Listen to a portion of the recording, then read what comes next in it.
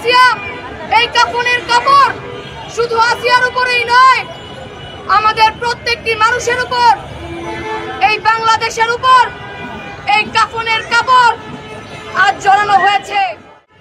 তাই প্রতীকী আজকে এই কাফন গায়ে লাশের মিছিল এই নারায়ণগঞ্জ শহরে করছি। আমরা শুনেছি আসিয়ার মৃত্যুর পর সরকার পক্ষ থেকে ঘোষণা হয়েছে যে 7 দিনের মধ্যে আসিয়ার যে হত্যাকারী তাদেরকে বিচারের আওতায় আনা হবে।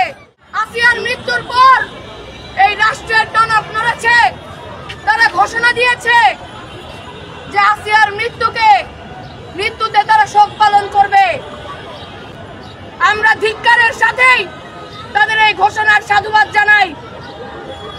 যখন আসিয়াকে জীবন দিয়ে তার হত্যাকারীর বিচার নিশ্চিত করতে হচ্ছে, আমরা বলছি এটা শুধুমাত্রই ঘোষণা যেন না হয়, সত্যিকার অর্থেই প্রত্যেকটি ঘোষণার বাস্তবায়ন আমরা চাই।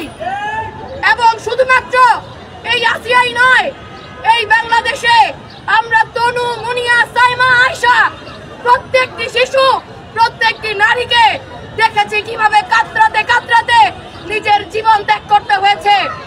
আমরা এই প্রত্যেকটি খুনের, প্রত্যেকটি ধর্ষণের বিচার এই বাংলাদেশে নিশ্চিত করতে চাই।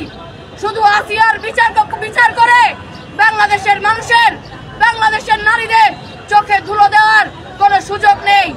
অনতি বিলম্বে দ্রুততম সময়ের মধ্য দিয়ে দ্রুত বিচার ট্রাইব্যুনাল গঠনের মধ্য দিয়ে এই প্রত্যেকটি ঘটনার সাইমা, তনু, আয়শা, মুনিয়া প্রত্যেকের হত্যাকারীদের বিচার নিশ্চিত করতে হবে।